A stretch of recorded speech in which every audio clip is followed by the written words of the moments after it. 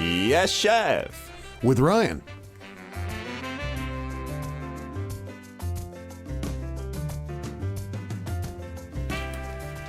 It is our special weekly corner when we have the Untitled Radio, the video radio, in the studio. We have a camera close up on what's on our table, which is always some delicious food that Chef Ryan kindly brings in for us. And this week we are talking about my all-time, perhaps, favourite food, especially my favourite accompaniment to rice, seaweed, kim, or lavor. Ryan, good morning. Thank you. You call it lavor. Lava. That's a British thing. That's an English thing. No, I don't know. That's like the official scientific translation, I think, right? What do you call it? I was just checking because I heard you say it in one of the breaks, and I was like, wait a second, am I wrong? What's going on? Because I say lavor. Lavor. And then I double checked, and that is the apparently the American pronunciation. The standard way. Lavor. Yeah. But we're talking about kim, we're talking about lavor, we're talking about laver. We're also talking about nori if it's Japanese. Sure. Do they call it seaweed in the States? Sure, of course. Yeah. I think on some of the packaging that I've seen on products that are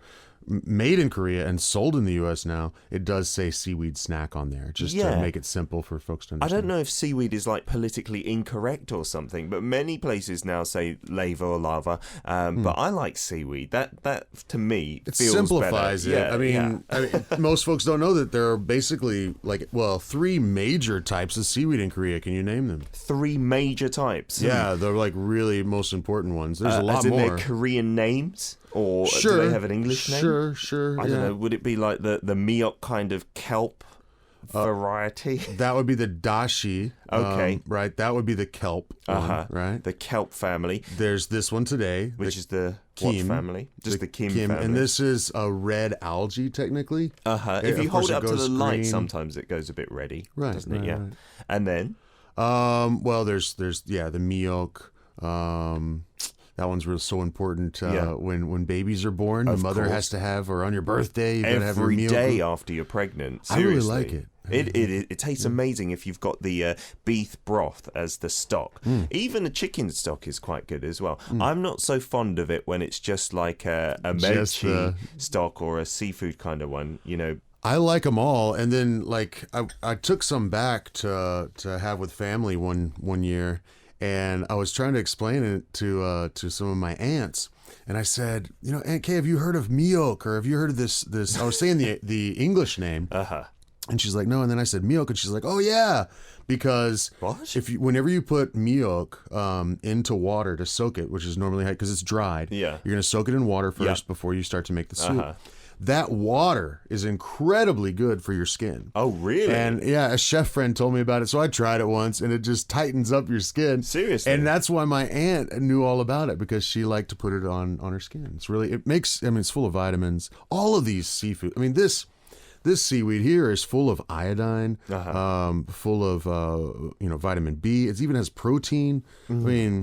Yeah. And it tastes amazing the way we have it here in Korea, the finished version of kim seaweed that you'll see often as a little side dish is with the oil and the salt on it, and it's been grilled, right? I got some of that too. We've got all different kinds. We've got the original old school kinds here today. We've got some really new kind of like little cookie snacks made from seaweed. Yeah, that have really popped up in the last few years. With coconut, or another one with almonds and sesame oil. Let's get started, Ryan, because I love seaweed. I want to eat as much as possible today. And you've brought your pot back as well. I had to, man. With the freshly cooked rice. This helps the rice be warm. This thing's still hot. Look at that. Yes, it is. I'm holding it here, and I'm going to stop in a second. But we've got some good old-fashioned just white rice today, yeah? Right. I wanted folks to really be able to see the kim, so I didn't put any of the purple or anything else. This is just straight up. It is organic, Korean, stone pot cooked, so almost like pressure cooked because of the weight of the lid we talked about last week. Yeah, and like this, you can really taste everything just even a bit better because it's so plain, the rice. That's the idea today. I'm loving this. Okay, so what seaweed are we going to start with? Let's go with whatever you choose, Well, Ryan. I guess, first I'd like to talk about the most original traditional one, which would be, I believe would be this one. This one, normally you would toast a little little bit over an open flame, possibly. Sure. It is a little bit saltier. This is not the one that's used to make kimbap, although it's the same size. Yeah. The ones for kimbap wouldn't have these little holes, if you can see those little holes through here. Yeah, because that's not good for keeping in all the rice, right? Right. And they're often perforated nowadays, so you can cut them easier and have your little kimbap slices. But yeah, this one... Has this been toasted then? No, it hasn't, but it won't hurt you. I mean, no, I would eat this at home untoasted often as well. Really? Okay. It doesn't taste that bad at all, especially if you've got something to drink. It can be a bit dry. But yeah, then you get the actual flavour of the seaweed. Like there's not too much salt or anything like that masking it. If you like, shellfish, oysters, these kind of things that have high levels of iodine, then you would probably really like this flavor. I love that flavour as well. And there's not often enough that you see that out and about, I don't think. Especially tourists as well. They tend to buy the finished products with the oil and the salt sprinkled on them. Well, those are good, and I've got some here too. Yeah, you're right. They are really delicious. This one, I've noticed kids in Korea love to just have tons of this with their rice. Oh, what is this called again? It's got the name on there. The kimchaban. Yeah. Kimchaban. This one's really seasoned. Okay, so yeah, super tell you seasoned. what, let's get a little bit of rice in our bowls here. I didn't bring a scoop today. I'm sorry. We'll have to just use these. We're familiar with using chopsticks to get out some rice. And that kimchaban, you're right, it's a favourite of kids because it's not held together in the sheets like you may be familiar with it. It's all like these loose little pieces, kind of stuck together in these little pieces that you'll see in a second when we pour it on our bowls. Well, basically, it's sugar and salt and toasted sesame oil. Yeah, there's sugar in this one, isn't there? Right? You can see that there. It's so good. It's really, really good. It's all loose like that, and then you just have it with the rice like this. I don't like to let it sit on the rice too long because then it can get too moist. You like the crunch in it, and let's go. Oh, yeah. Is that a good one? That is amazing, isn't it? It's so different to the original seaweed sheet that you had there. It's very sweet. You're right. There's sugar in there. There's the sesame seeds as well. It's so easy to like, yeah. Yeah. What kid would not like that, right? This is also another favourite to buy as a present. It's so easy to take back. If it gets crushed, it doesn't matter as well because it's already crushed in your. I've often done that. Oh, yeah, and this reminds me of another one of the only ones that uses kim that I didn't bring today. And that is it's something like this but ground up. And there'll be other ingredients in there, like sesame seeds. Let's see what else would be in there sometimes. Sometimes I've seen some maybe dehydrated vegetables in there as well. Anyway, it's mixed with the rice. Okay. Pour on a little toasted sesame oil and make the little rice balls, which is often a snack that moms might send kids to school with or something like that. Like a little chumokbap is what they call them here, right? Exactly. The fist rice. Chumok means fist, and pap means rice. And yeah, you can get lots of little accompaniments to rice now that we actually give away as a prize. One thing is called Rice Friend Furakake, which has been provided to us by Otogi Corporation, but they've got loads of those where they'll have, all the crushed seaweed, the sesame seeds, vegetables. Sometimes we've even got bulgogi flavour in there, so you've got the dried bulgogi in there. You just mix it in with the rice, and that's a meal there. It's your awesome. bowl. Yeah, it's so easy, isn't it? Well, yeah, I mean, all you got to do is make your rice, and then you mix in these ingredients, maybe a little toasted sesame oil on top, and it's so good. You get a little bit of sweetness, a little bit of savoriness, and then a lot of vitamins. No joke, this is a really healthy food. Exactly, because when I was young, I didn't eat any vegetables, Ryan. I'm not kidding you. Like, potato was the most adventurous I went. I can imagine. Yeah, and so my mum was really worried. She went to our GP, our general practitioner, our doctor, and said, look, I'm worried about my son. He eats no vegetables. And then the doctor said to me, so Peter, what do you eat? And I was like, I eat a lot of seaweed and rice. Like, I'd eat it every day. And he'd be like, you don't need to worry, to my mum. If he eats seaweed every day, that's got so many vitamins in it. It's so good for him. Don't and then worry, your mom Mrs. got off Bint. your case and you didn't have to eat your broccoli anymore. Yeah, I didn't eat broccoli until I was 20. because she was happy with that doctor's assertion. Obviously, you should eat a varied diet, but it is so I good shied for you. away. I shied away from spinach a little bit when I was a little kid. I can see that. The that irony one, taste. That one didn't. I think it was. Yeah, it's different. Yeah. But most things, man, I would just eat anything. Nah, you would be an easier son to have than me, Ryan. I am 100% sure of that. Wait, let's get on to the other thing. So there's two that look very similar here. Are these just two different versions of the Kim? They are. seaweed? There's so many different versions. This one You're actually right. is made with a little bit of a peanut flavor to it, or a peanut oil. Really? This is a Are you more serious? traditional one. Peanut oil. Yeah. I've never heard the peanut oil on there. And you can eat it just like Peter's having it here, or you can also take it like this. That does taste and peanutty. Wrap it around your rice a little bit like this. Yeah, that's a favourite of many kids as well. You wrap it up like that. I've never had peanut oil. I've seen like olive oil, grapeseed oil. You get all the different types of oil. Sometimes the chamgidam as well. This one is what oil? Sorry, the other one? Peanut oil, and this one is... That one's just got a little toasted sesame oil on it, like most of them. That's very Just kinda traditional, isn't it? So I'm going to give this a try as well. They all taste a bit subtly different. Like when you first start eating seaweed, it does taste peanutty, right? It's amazing.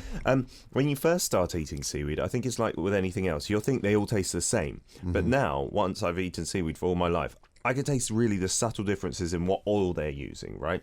And there's such a selection in the supermarkets here. You'll be a bit overwhelmed, I think, as a tourist coming here. Like, which one should I buy? Yeah, there's a lot of choices on all of these different kind of products now. Oh, both so good, Ryan.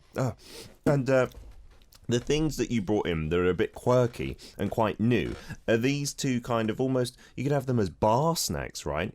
So if we hold these up for our listeners, in between two layers of seaweed, there's a little filling, isn't there?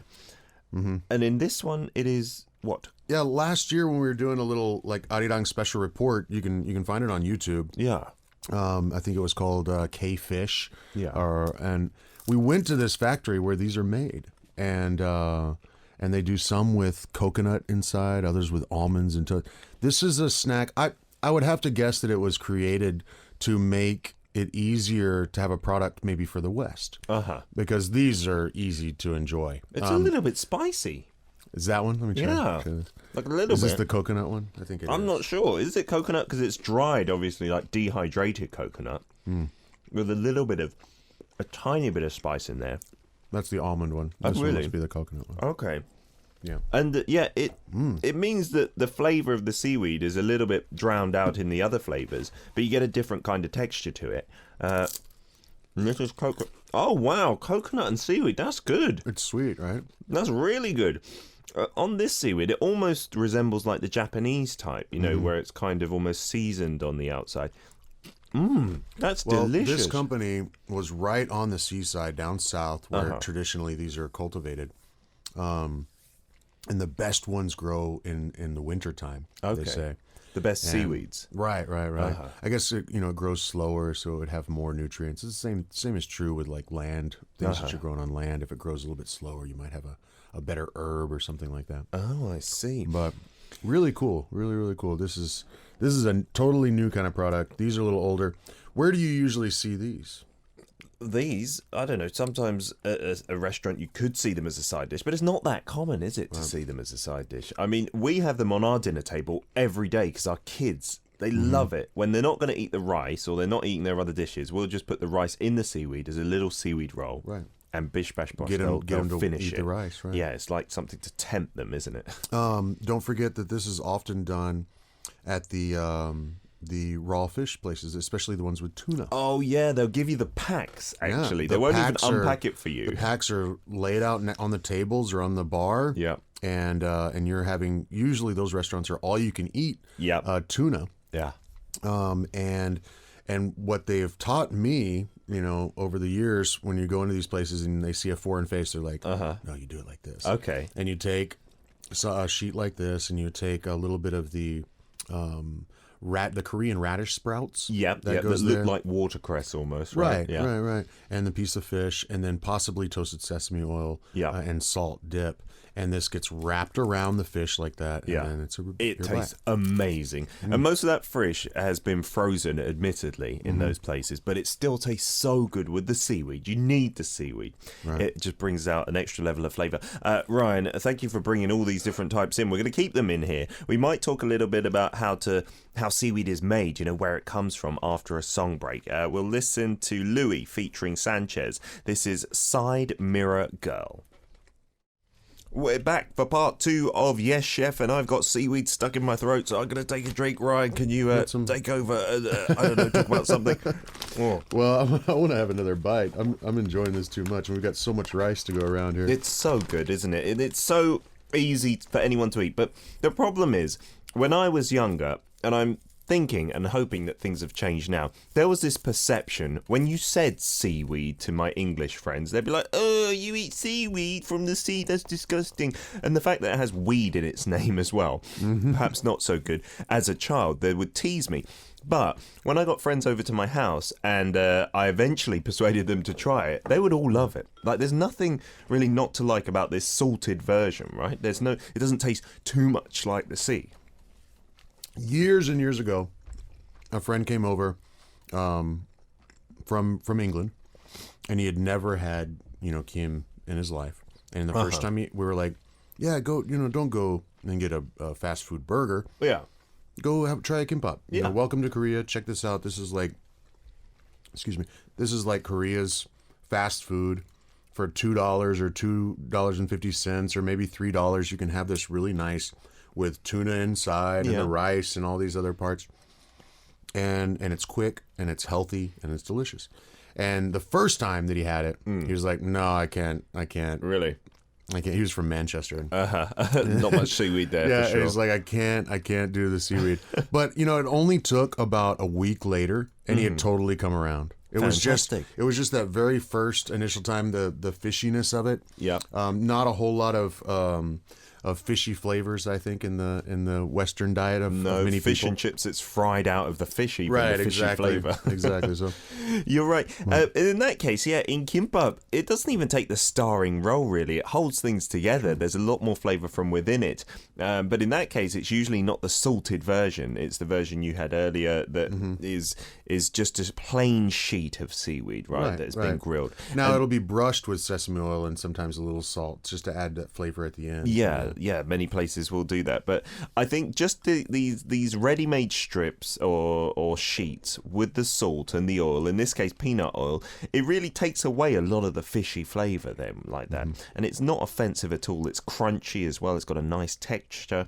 So if you can persuade Westerners to eat it, I think many get on board very quickly. You're right. You just reminded me, the very first time that I had this, was actually in Dallas, Texas. I was over in Koreatown. Okay. In Dallas, Texas, and I was stopping into this sorry, great sound. I was stopping in to check out this place I'd never seen before. This guy was selling hue, or raw fish, Korean style. Right. And I went in and I was talking to him, and he gave me 2 of these packages for free, and he was like, try it. And I was stuck in traffic driving back home. Yeah. And I pop them open, and I thought I'd just taste one. Finished them all before I got a mile down the road through traffic, because it's really good. It's really Moorish, isn't simple. it? You eat one and you just want to keep eating them. Like they sell some bigger packets of those from the warehouse store here in Korea. The ones we're talking about. One that you brought in today, right? The big box store, sure. So it's pretty huge, that portion. Not really for one person to eat without rice. But if I'm sitting in front of the TV and I want to be healthy, I'll pop open that. And then I end up not being healthy because I end up eating like the whole pack, and there's a lot of salt in that, right? Just drink some water, you'll be all right. Yeah, I won't die, will I, Ryan? Lots of messages coming in here. Will from Canada says, I have a package of the one I like the best, made by a certain company, a pea company. It's roasted seaweed, printed right on the front. And I also have another one by another company, and that's seasoned and roasted seaweed. I've also bought packages of the lavor name on it and packages with all Korean spelling only. I will eat 2 packages a day of seaweed, and I love it. Well, that's amazing. You eat 2 packs a day. More Fantastic. Than me. Yeah, exactly. More than many Koreans, I'm sure. Annie in Singapore says, thank you for the beautiful recipe of washing my face with water soaked with seaweed. In that case, it's more the miok that we're talking about. Right. That's not so much the Kim, or I've never tried it with Kim, but I know the miok definitely does that. So, because you get it dehydrated here and it's tiny, and then you put it in the water and it suddenly gets into these big long sheets. Absolutely. And then the leftover water is good to wash your face in. It really is. I've never heard that. My ever. chef friend told me this years ago, and I was like, okay, I'll try it out, Yeah. And it's really refreshing. Incredibly refreshing. And it tightens up your face. I'm not kidding. Wow. Take away the wrinkles, maybe. You will smell a little bit like seaweed, though. Okay. Because I've heard that with leftover rice water. You wash the rice out here in Korea a few times, and that's meant to be great for your skin as well. Like even meant to be almost a whitener, but I'm not sure. I like to eat Kim as a snack, says Annie. I like the smaller seaweed sheet version with less salt. I've not tried the loose Kim sprinkled on rice. I should give it a try. Yeah, known as Kim Chaban here in Korea. There are also other versions that me and Ryan were struggling to think of the names for, including a wet version. You said there was a version called pare? Oh, that's not really Kim. That's a different kind of seaweed. Oh, but, it's another weed. There are more and more and more. Some of them are sold dried. Some of them are sold still fresh. Yeah. But the main ones, though, obviously Kim, what we're talking about today, the kelp, the dashima, and then the miok. Yeah, and those are the big 3 groups, and all of them delicious, but we're really focusing on Kim and in this state at the minute.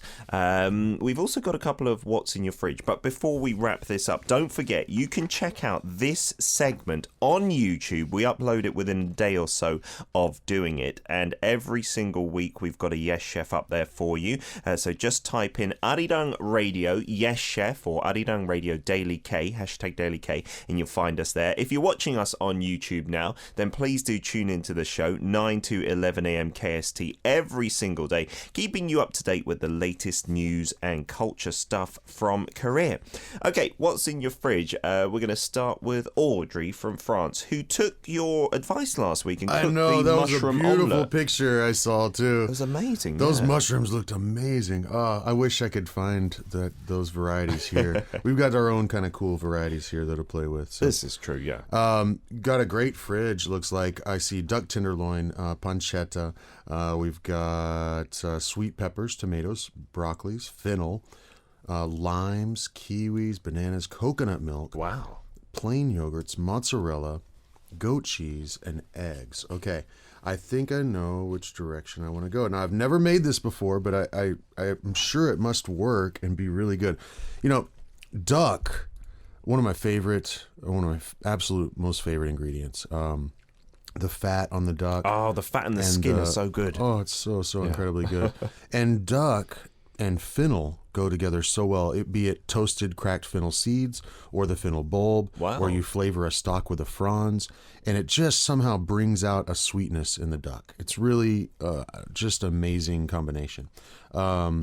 And then I see the coconut milk and the limes, and I'm kind of thinking, fennel isn't normally used to flavor Vietnamese soup like pho, but it's a very, very similar flavor as to the star anise that's normally used. Okay. It has that. They both have that licorice flavor. Mm-hmm. So what I'm thinking, Audrey, is that you could, let's see, maybe not even just slice the fennel if it's fennel bulb. Slice it really, really nice and thin, okay? Hopefully it's nice and tender. Heat up your coconut milk and probably add a little bit of water because coconut milk can be a little bit too thick. Mm-hmm. You might add a little bit of honey or some kind of sweetener to it. Of course, maybe a little bit of fish sauce if you have some of that. But with the duck and then the fresh, really, really thinly sliced fennel, you could sear off the duck, then add it to the soup. But basically, what I'm thinking of is kind of like a Thai or Southeast Asian style coconut milk soup. But utilizing that duck and that fennel and that awesome pairing there. Lime would go so well on this as well. The broccoli can go in there as well. Definitely leave the goat cheese out, I'm afraid. but yeah, that's definitely what I would do with this. Duck and fennel is amazing together. Check it out. Okie dokie. Sounds like a good combination. Fennel, though, is that easy to get here?